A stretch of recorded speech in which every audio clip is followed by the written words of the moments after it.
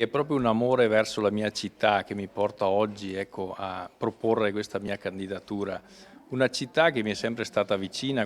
Attorniato dagli amici più cari, dalla moglie Edda e dal figlio Marcel, Oscar De Pellegrin, il plurimedagliato atleta paralimpico di tiro con l'arco, 59 anni a maggio, ha ufficializzato la propria candidatura a sindaco di Belluno. La sua storia sportiva parla da sola, il suo impegno ai vertici del Comitato Italiano Paralimpico, della FISPES, del CONI e della Fitarco l'ha forgiato a una politica diversa da quella dei partiti. La sua lista è una civica pura che si chiama Belluno al centro, perché mirare all'obiettivo per De Pellegrin è stata la scelta di una vita. Lo faccio nel mio modo, con molta umiltà, con molta concretezza.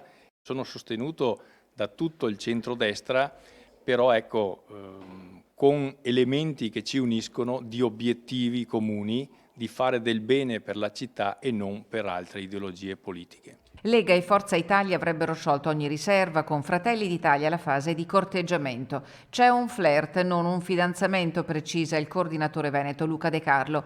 Il programma di Oscar De Pellegrini è aperto al contributo di tutti. Già dalla prossima settimana inizieranno gli incontri per l'ascolto dei cittadini. Lo sguardo è rivolto al futuro. Belluno non può perdere il treno delle Olimpiadi.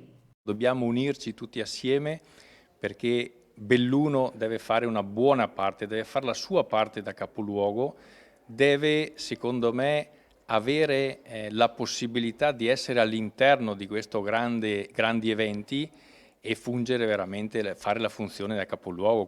Una Belluno vivibile, verde, che favorisce la cultura, aiuta i giovani e chi è in difficoltà. Una Belluno accessibile. Io credo che le barriere architettoniche non sono un problema, basta studiarle, basta progettare e si abbattono. Mi fa molta più paura le barriere mentali.